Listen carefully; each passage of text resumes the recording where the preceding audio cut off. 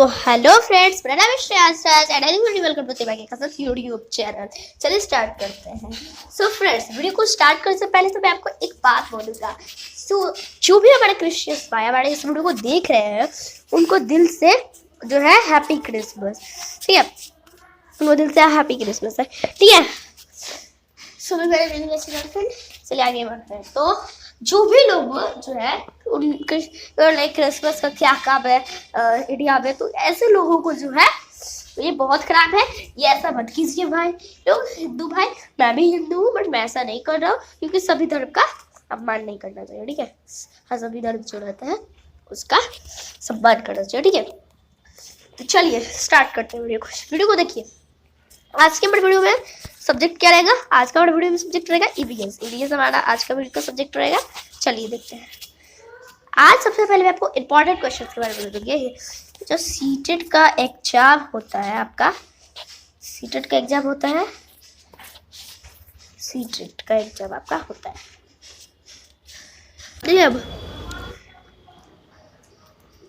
अब आपकी यहाँ पे लिख रहे कि केंद्रीय शिक्षक पात्रता परीक्षा सीटेट में पूछे, ये आपके ईवीएस एनसीईआरटी के इंपॉर्टेंट क्वेश्चन है सीटेट 2022 के। बट फ्रेंड, एनसीईआरटी को आप लोग हटा दीजिए, आप लोग सिर्फ ईवीएस को मानिए, एनसीईआरटी को हटाइए, ठीक है। सिर्फ ईवीएस इंपॉर्टेंट क्वेश्चन को ही मानिए। चलिए स्टार्ट करते हैं। फ्रेंड 1 नंबर का आंसर आपने देख लिया होगा बट मैं इसको ब्लड कर दूंगा। चलिए फर्स्ट नंबर क्वेश्चन हमारा पूछ रखा है, ये पृथ्वी का अपवार्जक किसे कहते हैं? तो हमारा ए नंबर है जीवाणु व कवक, बी नंबर है मुद्रा व जल, सी है पशु और डी है पक्षी। तो आंसर कमेंट कीजिए। बढ़ते हैं सेकंड क्वेश्चन की तरफ। और ये जो आपका सेकंड क्वेश्चन है, कुछ क्वेश्चंस है, इस क्वेश्चन को जो है मैंने पहले कराया है तो कल ही वाली बात हो जाएगी, रिवीजन आपका हो जाएगा, ठीक है। प्लस आपको इंपॉर्टेंट क्वेश्चन के बारे में पता चलेगा, ठीक है। चलिए, पहले भी पता चल गया होगा, उसमें वाले अभी भी पता चल जाएगा। चलिए देखते हैं, अभी देखिए 2 नंबर हमारा पूछ रखा है, पशुओं की त्वचा पर विविध पैटर्न ए जलवायु के कारण होते हैं जिसमें वे रहते हैं, बी उनकी शारीरिक शक्ति को इंगित करते हैं, सी परावर्तित प्रकाश देने की, सी है परावर्तित प्रकाश के कारण होते हैं, डी है उनकी त्वचा पर बालों के कारण होते हैं। तो जल्दी से कमेंट कीजिए। बढ़ते थर्ड क्वेश्चन। सो आपका थर्ड क्वेश्चन है, टस्क किस जीव में पाया जाता है? मैं आपको फ्रेंड्स नहीं बताऊंगा, आप लोग किसी कमेंट ये भी कर दीजिएगा उसके साथ साथ, ठीक है। और बाकी ये भी कर सकते हैं, आप कर भी सकते हैं आपके बात में, ठीक है। सो मैंने ये अब नहीं बताऊंगा। चलिए देखते हैं, टस्क किस जीव में पाया जाता है? ए हाथी, बी सांप, सॉरी स्लॉथ, सी सांप और डी खरगोश। आंसर कमेंट कीजिए। ये काफी सिंपल सा क्वेश्चन है, ये काफी सिंपल सा क्वेश्चन आपका है, ये आपके काफी सिंपल सा क्वेश्चन है। चलिए अब देखते हैं फोर्थ क्वेश्चन को। ये क्वेश्चन है, हाथियों की पल्स रेट कितनी होती है? देखिए हाथियों की पल्स रेट, फ्रेंड्स बार बार हट, फ्रेंड्स मुझसे गलती से हट जा रहा था लेकिन अब नहीं हटेगा। चलिए देखते हैं। पूछ रखा है हाथियों की पल्स रेट होती है, तो ए नंबर दिया है 27 बीट प्रति मिनट, बी दिया हुआ है 30 बीट प्रति मिनट, सी है 20 बीट प्रति मिनट और डी है बड़ा 35 बीट प्रति मिनट। आंसर कमेंट कीजिए। बढ़ते हैं फिफ्थ क्वेश्चन की तरफ। देखिए उसके बाद आपका फिफ्थ क्वेश्चन है, फिफ्थ क्वेश्चन है, निम्नलिखित में से कौन सा जीव अपने मृत साथियों की हड्डियों को उसके मरने के स्थान पर दफन करते हैं? ए शेर, बी बाघ, सी भालू और डी हाथी। जल्दी से आंसर कमेंट कीजिए। बढ़ते हैं सिक्स्थ क्वेश्चन। सो आपका सिक्स्थ क्वेश्चन है, खीरा किस प्रकार के लता का उदाहरण है? ए विपर्सी लता, बी आरोही लता, सी ए व बी दोनों और डी में से कोई नहीं। तो जल्दी से आंसर कमेंट कीजिए। बढ़ते हैं सेवेंथ क्वेश्चन की तरफ। देखिए सेवेंथ क्वेश्चन पूछे है, घड़ों के नीचे दिए गए विवरणों पर विचार कीजिए, ठीक है। फर्स्ट नंबर दिया हुआ है कि राजस्थान में का राजस्थान में गांव के लोग मिट्टी के घरों जिनकी छत कटीली जड़ियों की होती है पे रहते हैं। ठीक है, उसके बाद 2 दिया है मनाली में घर बांसों के खंभों पर बनाए जाते हैं। 3 दिया हुआ है लेह में पत्थर के 2 मंजिले घर बनाए जाते हैं। नीचे की मंजिल पर जरूरत का सामान और जानवर को रखते हैं। अब दिया है इनमें से सही कथन है। देखिए इनमें से सही कथन दिया हुआ है तो हमारे पास है ए 1 और 3, ठीक है, बी केवल 3, सी 1 और 2 और डी 2 और 3। आंसर कमेंट कीजिए। बढ़ते आगे के क्वेश्चन 8 क्वेश्चन। देन अब देखिए आपका 8 क्वेश्चन है निम्नलिखित में से कौन सी विशेषता बरगद के पेड़ की जड़ों की नहीं है। ठीक है, ए जड़ें शाखाओं से नीचे लटकती है, बी इसमें जमीन के भीतर जड़ें होती है, सी जड़ें भोजन का भंडारण करती है और डी जड़ें खंभों की तरह पेड़ को सहायता प्रदान करती है। ठीक है, जल्दी से आंसर कमेंट कीजिए। पढ़ते हैं 9th क्वेश्चन की तरफ। 9th क्वेश्चन है रक्त की जांच द्वारा किसकी उपस्थिति से मलेरिया की पहचान होती है। ए दिया हुआ है, सॉरी फ्रेंड्स, तो देखिए यहाँ पे जो है ये है तो दिया हुआ है ए रक्त में क्षतिग्रस्त युक्रित कोशिकाएं, बी रक्त में मच्छर के लार्वे, सी लाल रक्त कोशिका में मच्छर के अंडे और डी लाल रक्त कोशिका में मलेरिया परजीवी प्लाज्मोडियम। तो आंसर कमेंट कीजिए। बढ़ते हैं 10th क्वेश्चन। देखिए आपका 10th क्वेश्चन जो है वो पूछ रखा है हाथियों के झुंड के बारे में सही कथनों को चुनिए। एक है हाथियों के झुंड में केवल हथियों और 14 से 15 वर्ष के बच्चे ही रहते हैं। बी है हाथियों के एक झुंड में किसी एक ही परिवार के सदस्य होते हैं। 3 है झुंड की सबसे बुजुर्ग हथनी पूरे झुंड की नेता होती है।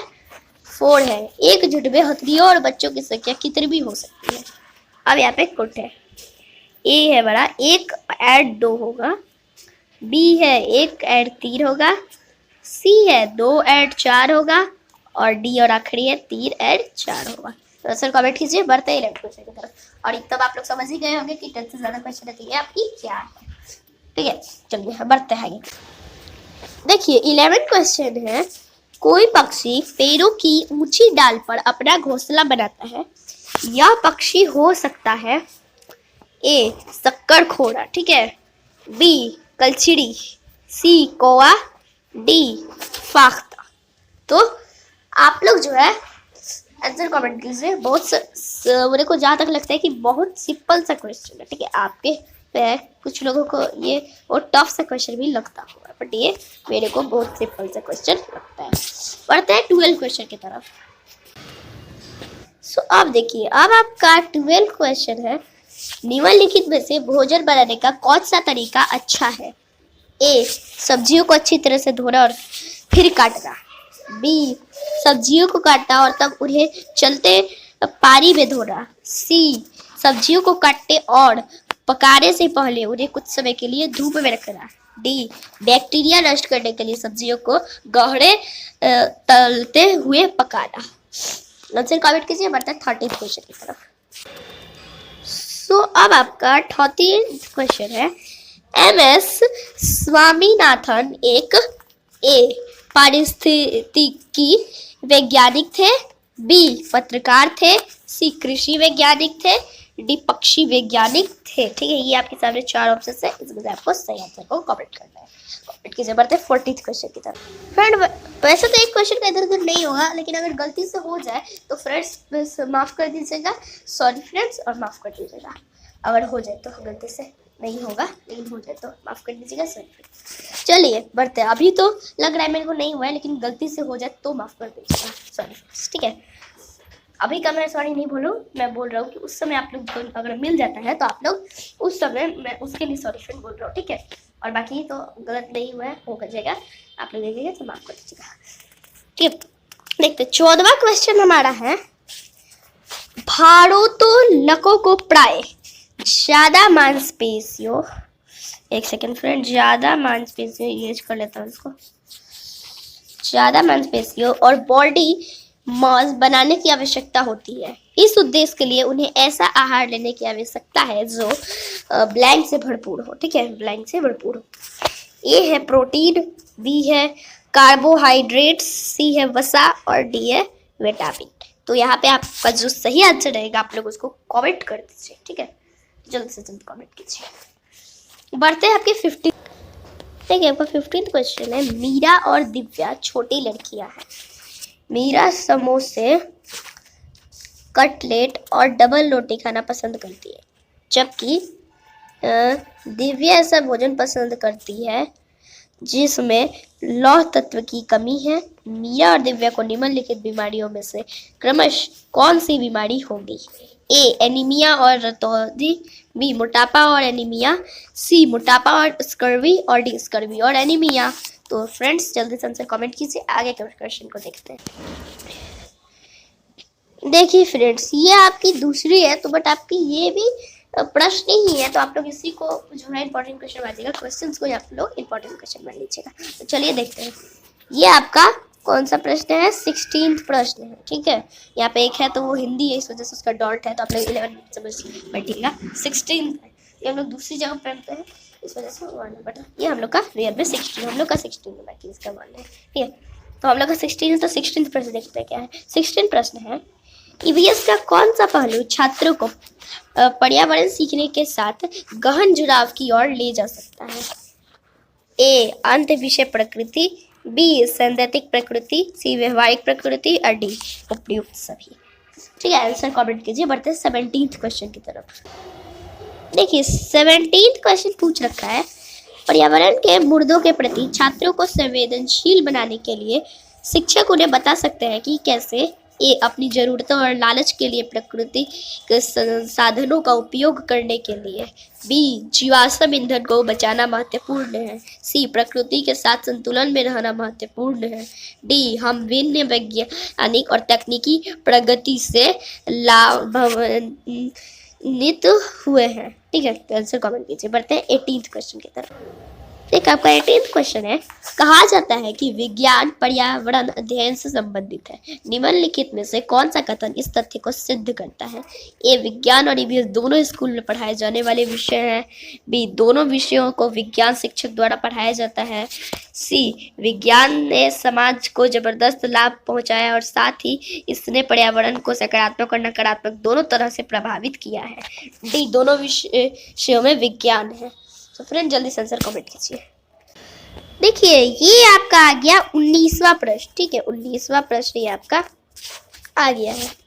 श्रीमती गोयल अपनी कक्षा में प्रयोगों और उदाहरण के माध्यम से पढ़ाती है, वह ब्लैंक के दृष्टिकोण का उपयोग करती है। ये प्रभावी चर्चा, बी बहस, सी प्रदर्शन और डी ये सभी। तो आंसर कमेंट कीजिए और ब्लैंक में वो आपका आंसर हो जाएगा। ठीक है, बढ़ते हैं 20th क्वेश्चन की तरफ, इंपॉर्टेंट क्वेश्चन के लास्ट क्वेश्चन 20th क्वेश्चन की तरफ एक बार नजर डालते हैं। चलिए देखते हैं। तो देखिए अब आपका 20 क्वेश्चन आ गया। डीडीटी है ए एक एंटीबायोटिक, बी गैर सड़ने योग्य अपशिष्ट, सी गिरावट योग्य उर्वरक, डी डाइक्लोरोइरोडी फिनेल ट्रिक्लोरोइथेन। ठीक है, तो आप लोग आंसर जल्दी से कमेंट कीजिए। बढ़ते हैं हम लोग अपने टॉपिक की तरफ। आज का जो भी हमारा टॉपिक है उसकी तरफ।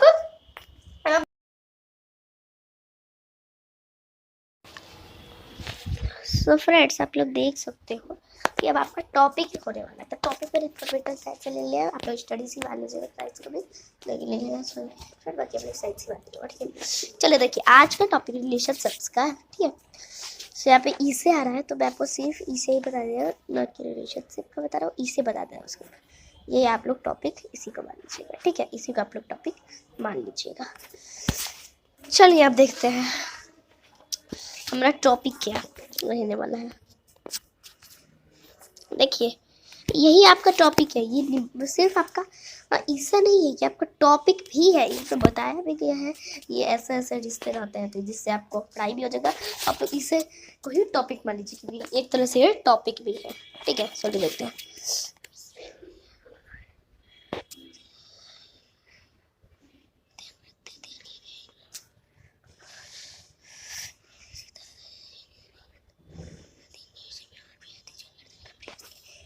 तो देखिए यहाँ पे आप लोग देख सकते हो रिश्ते जो हैं वो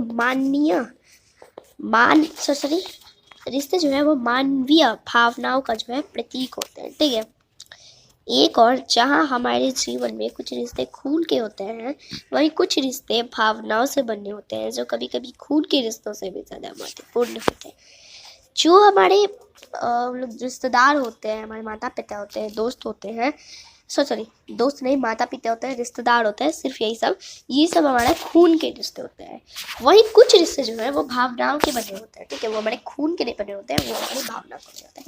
इसी में आ जाता है हमारा दोस्त, ठीक है। वो हमारी भावनाओं के बने होते हैं, जो कि कभी कभी जो है अपने माता पिता से भी बढ़कर हो जाते हैं, खून के रिश्ते से भी ज़्यादा महत्वपूर्ण होते हैं, ज़्यादा बड़े हो जाते हैं, महत्वपूर्ण हो जाते हैं, इंपॉर्टेंट हो जाते हैं। बड़ा थोड़ा सा फनी हो गया फ्रेंड्स क्या।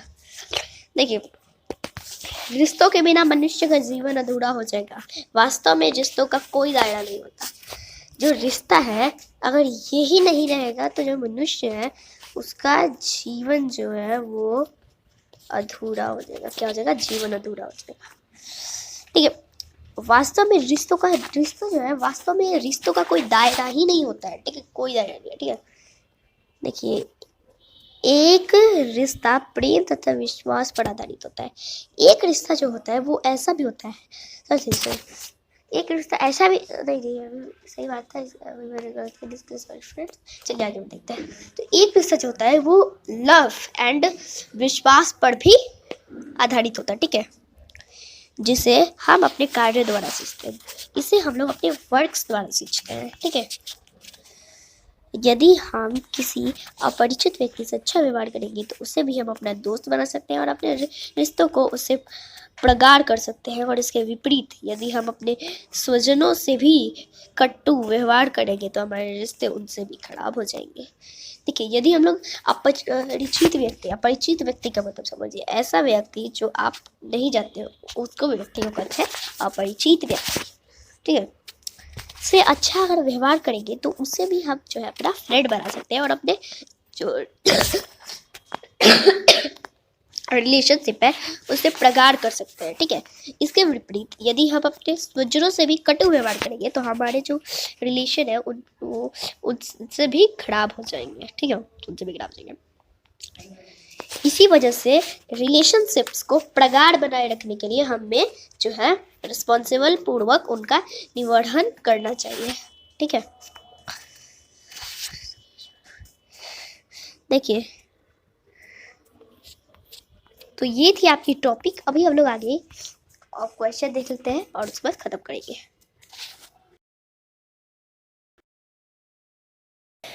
सो फ्रेंड्स अभी हम लोग क्वेश्चन की तरफ, क्लास के क्वेश्चन की तरफ बढ़ते हैं। देखिए इंपॉर्टेंट को आप लोग साइड में रख दीजिए, सिर्फ क्वेश्चन को नजर में रखिए, ठीक है। तो ये फर्स्ट क्वेश्चन है what is the meaning of a good assignment in EVS. तो हमारा यहाँ पे चार ऑप्शंस दिए हैं। Revision of the lesson, extensive learning opportunities और बेटर यूटिलाइजेशन ऑफ टाइम और कीप स्टूडेंट्स एंगेज्ड। तो हमारा बी नंबर एकदम सही है, extensive learning opportunities. Second question है as a EVS teacher, if you are asked to organize a field trip to a zoo, then what should be the major objective? A. Offer active learning experience to children. B. Provide fun and enjoyment to children. C. Satisfy parents in quality of education. D. Change monotony of the routine studies. तो हमारा A सही है, यानी कि offer active learning experience to children. देखिए आपका third question यहाँ पे आ गया है, ये है which of the following is not included under the formative assignment in EVS at primary stage. तो यहाँ पे हमारा हो जाएगा A identifying learning gaps, B grading and ranking of students, C identify deficiencies in teaching, D enhancing learning of student. B सही हो जाएगा हम लोग का grading and ranking of students. Fourth question है which of the following activities have been responsible for disappearance of forest. A. Construction of dam, B. Collection of leaf wood, trade proposed, C. Making bamboo basket और D. Making plate leaf out of the fell leaves। तो हमारा सही हो जाएगा A number, यानी कि construction of dam सब लोगों का सही आ जाएगा। आप लोगों का A नंबर से हो जाएगा, ध्यान दीजिए A नंबर से होगा। अब देखिए फिफ्थ क्वेश्चन की तरफ बढ़ेंगे। ये आपका है फिफ्थ क्वेश्चन, आपका इजी क्वेश्चन, ठीक है, इजी क्वेश्चन है आपका काफी। चलिए ठीक है, है आप समझ लीजिए। तो सही चीज है, मेरे को तो लगता है बहुत सिंपल सा, लेकिन जो पढ़ाई करने वाले बच्चे नहीं होंगे, जो देख रहे हैं वैसे बच्चे नहीं होंगे, तो वो जो है उनका क्या होगा ना कि वो जो है होता है फूड कुछ लगेगा, वो लगेगा ये सिंपल सा क्वेश्चन उनको लग जाएगा हार्ड, सिंपल सा क्वेश्चन उनको हार्ड लग जाएगा। सिंपल ही देखिए, सिंपल सा क्वेश्चन है, बड़ा सिंपल सा, चलिए देख लेते हैं। तो देखिए क्या हमारा पूछ रखा है, Where is Mount Everest located? कहाँ से Mount Everest लोकेटेड? देखिए तो यहाँ पे दिया बी चाइना, सी तिब्बत और डी नेपाल। तो हम लोग जो है ऊपर का हम लोग का तीनों आंसर जो है वो एकदम गलत है, बचा ये नेपाल का हम लोग का, नेपाल ये आंसर होता है, नेपाल में जो है आपका माउंट एवरेस्ट स्थित है। चलिए बढ़ते हैं सिक्स्थ क्वेश्चन। सिक्स्थ क्वेश्चन आपका पूछ रखा है, ये पूछा है साहिल said I can not play cricket due to fever. I am going through shivering.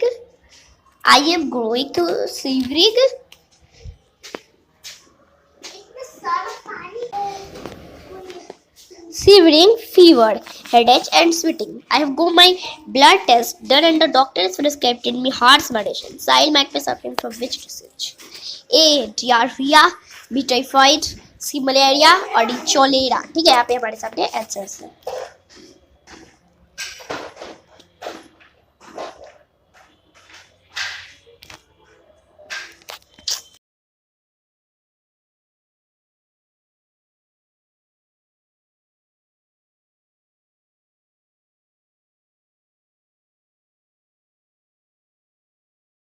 चलिए मैं आपको आंसर आप लोग समझ गए होंगे, सी नंबर मलेरिया है। बढ़ते हैं सेवेंथ क्वेश्चन की तरफ।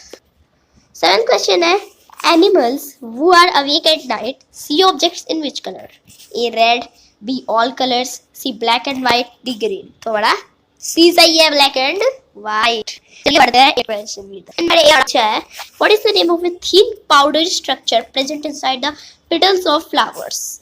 ए pollen, B anther, C stigma और डी दी है रेडिकल। आंसर को जो इसका होने वाला है हम लोगों का पोलैन। ए नंबर आपका एकदम सही हो जाएगा, पोलैन आपका एकदम सही होने वाला है, ए नंबर आपका सही हो जाएगा। ठीक है, तो आप लोग इसे ए का पोलैन है। बट नाइन्थ क्वेश्चन की तरफ, हमारा नाइन्थ क्या है इसकी तरफ भी नजर डाल लेते हैं। नाइन्थ क्वेश्चन हम लोगों का है, which of the following food help in fighting iron deficiency? A. Rice, amla and lemon. B. Amla, jaggery and green leafy vegetables. C. Green leafy vegetables and orange. D. Jaggery, lemon and तो अब B सही है कि इसमें से कौन सा fight करता है आयरन डिफिशियंसी से? तो आंवला, जिगरी और ग्रीन लीफी वेजिटेबल्स। बढ़ते हैं टेंथ क्वेश्चन। टेंथ क्वेश्चन है, what is the objective behind including poem and stories in textbook of EVS? A. Encourage imaginative and creative ability of students. B. Have a change in routine content. C. Complete of the textbook. D. Fulfill demand of poets and storytellers. ठीक है, तो यहाँ पे इसका answer आपका हो जाने वाला है A. Encourage imaginative and creativity ability of students. ठीक है, क्वेश्चन की तरफ बढ़ेंगे। फर्स्ट फ्रेंड्स, आपको एक बात पहले मैं आपको बता देता हूँ, जो आप लोग टाइटल के साथ ईमेल कीजिएगा। ईमेल ज़्यादा जरूरी है, आप लोग कमेंट ही कर दीजिएगा। जो मैंने पहले ईमेल बताया है वो ईमेल मत कीजिएगा, आप लोग कमेंट कीजिएगा। अगर क्वेश्चन रह जाए तो किसी भी सब्जेक्ट के क्वेश्चन के लिए, मतलब किसी सब्जेक्ट है उससे रिलेटेड सब्जेक्ट के क्वेश्चन के लिए आप लोग कमेंट ही कीजिएगा, वो भी उसी वीडियो के कमेंट में। ठीक है, आप बाकी ईमेल मत कीजिएगा। ठीक है, चलिए बढ़ते हैं क्वेश्चन 11 क्वेश्चन। अब चलिए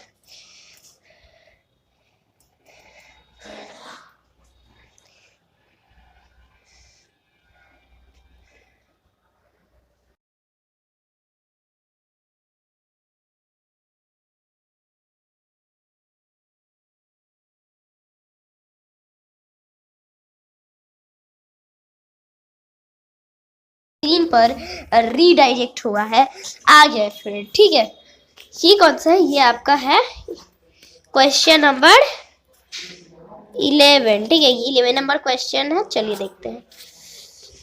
देखिए 11 नंबर क्वेश्चन है, देखिए ठीक है। 11 नंबर क्वेश्चन है, a fresh egg sinks in pure water where it float in scattered salt water. This is due to A दिया हुआ है the fluid matter inside the egg cell, B है the higher density of the pure water, C है the higher density of the salty water, और D है the egg shell is made up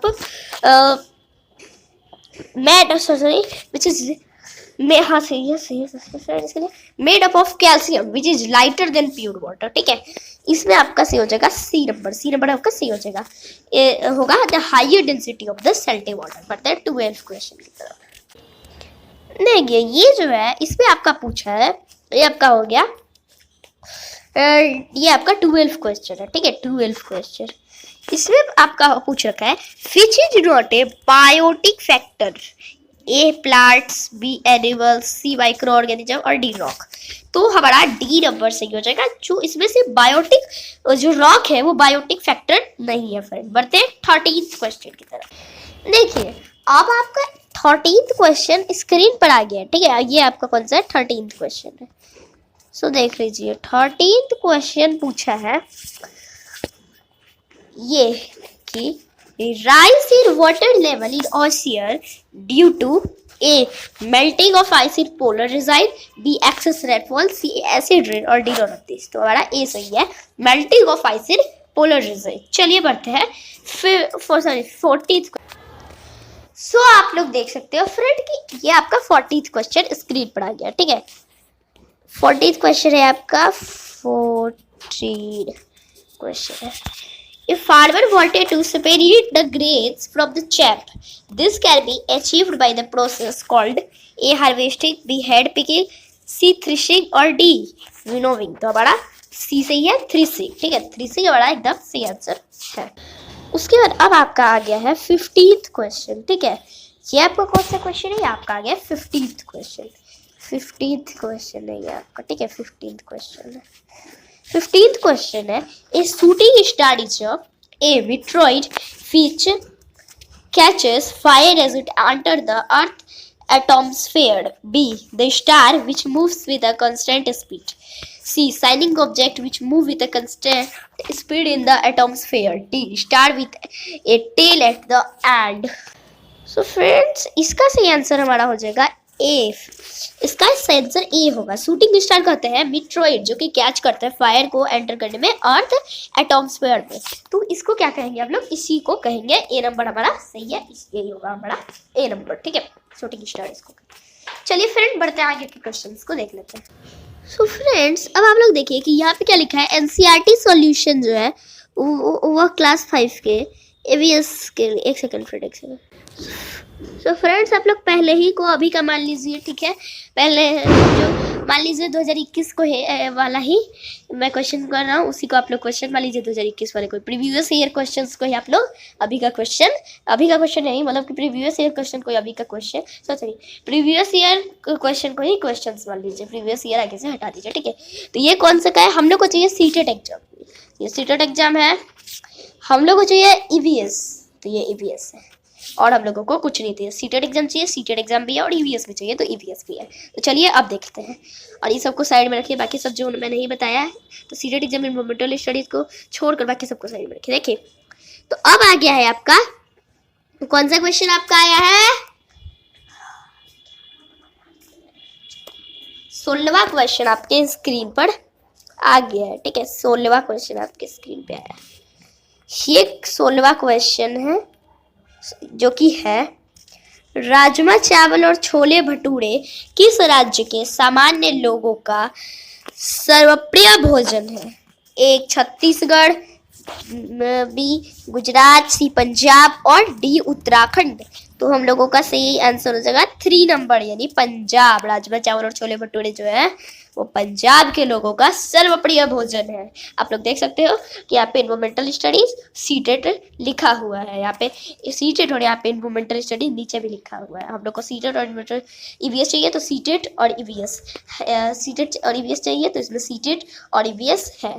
ठीक है, तो हम लोग देख लिए तो सही है। चलिए आगे देखते हैं। सो ये आपकी एक थी, अभी मैं आगे का आपका क्वेश्चंस और दिखा रहा हूँ एक सेकेंड फ्रेंड, एक को भी आपके 4 क्वेश्चन। सो फ्रेंड्स, एक अपडेट आई है कि जो है ना आपके पहले क्वेश्चन छूट गए हैं, सॉरी इसके सो छूट गए हैं, ठीक है। जैसे वीडियोज है उसमें आपके क्वेश्चन को बोल दिया गया कि कमेंट का, तो अभी है ना ये नोटिफिकेशन कि प्रीवियस ईयर क्वेश्चन कोई क्वेश्चन बना दिया जाएगा, ठीक है। तो अभी जो मैं आपसे क्वेश्चन पूछने वाला हूँ ये भी प्रीवियस ईयर क्वेश्चन रहेगा, बट आप लोग इसके आगे से प्रीवियस ईयर हटा के इसको सिर्फ क्वेश्चन मान लीजिएगा, ठीक है फ्रेंड। और बाकी की बात की जाए तो आगे की बात कीजिए तो जितने भी पीछे छूट गए हैं उस सभी को एक ही स्टूडेंट को मिलेगा, ऐसा होगा। बट ये तो है नहीं, तो सभी को क्यों नहीं मिलेगा, तो इसके लिए भी एक है ये बात, ठीक है। क्योंकि ये बात है कि कमेंट ही में कोई एक करे, एक कोई कमेंट करेगा उसको तो कमेंट ही में उसका लिख दिया जाएगा, उसको ईमेल देने की कोई ज़रूरत नहीं है, वो कमेंट में ही लिख देगा। कुछ ईमेल नहीं देगा, बस कमेंट में जो पहले लिखेगा चाहिए के बारे में, कुछ और लिखेगा तो नहीं होगा, चाहिए के बारे में जो पहले कमेंट में लिख देगा, कमेंट में जो पहले लिख देगा चाहिए के बारे में, और किसी के बारे में लिखेगा तो नहीं होगा। चाहिए के बारे में जो पहले लिखेगा और किसी के बारे में नहीं तो और किसी के बारे में लिखेगा तो नहीं होगा। तो जो चाहिए के बारे में पहले लिखेगा उसको कमेंट में ही दे दीजिएगा, उसको ईमेल लिखने की जरूरत नहीं है। ऐसे होगा क्या कि और सब छात्र जो है वो भी कमेंट्स में जाके देख सकते हैं और वो भी देख सकते हैं, तो ऐसा सबको मिल जाएगा, ये किया गया है। और बाकी पीछे का क्वेश्चन छूट गया है तो अब तो फिर से वीडियो आएगी नहीं, वही वाली वीडियो है, अब तो एडिट हो नहीं सकती, इस वजह से ये वाला जो है किया गया है, इसी को ये वाला सॉरी किया गया, बताया नहीं कि क्या, मतलब कि वो वीडियो तो अब एडिट हो नहीं सकती, फिर आएगी तो नहीं, अब फिर नहीं आएगी और वो एडिट नहीं हो सकती अब उसमें, तो अब जब नहीं हो सकती तो इसीलिए ये अपडेट निकाला गया है जो मैंने आपको बताया कि कमेंट वाला बात, जिसमें ईमेल नहीं करना है, कमेंट में ही मिल जाएगा, ये बताया, यही वाला अपडेट निकाला गया है, एडिट नहीं हो सकता है, तो अब फिर से नहीं आएगा, तो इसलिए सो फ्रेंड इसीलिए ये हुआ है फ्रेंड, ठीक है। सो फ्रेंड्स चलिए आगे की तरफ बढ़ते हैं। फ्रेंड्स एक दो क्वेश्चन ऊपर नीचे हो जाए तो सॉरी फ्रेंड्स, चलिए स्टार्ट करते हैं। देखिए ये आप सॉरी फ्रेंड्स, चलिए स्टार्ट गलती से बोलिए, ये आपका 17th क्वेश्चन है, ठीक है। निम्नलिखित में से कौन अंतर्राष्ट्रीय ख्याति प्राप्त वेट लिफ्टर है? Which of the following has gained international fame weightlifter? Sunita Williams, Bachendri Pal, Suryamani, Karnam Malleswari, तो हमारा कर्णा मल्लेश्वरी सही है। 18th क्वेश्चन की तरफ बढ़ते हैं। हमारा 18th क्वेश्चन पूछ रखा है, नीचे दिए गए विकल्पों में से कौन सा एक समूह जड़ों का है? 1 चुकंदर आलू अदरक, 2 गाजर हल्दी अदरक, 3 शकरकंदी मूली हल्दी, 4 गाजर चुकंदर मूली, तो हमारा 4 से हो जाएगा गाजर चुकंदर और मूली।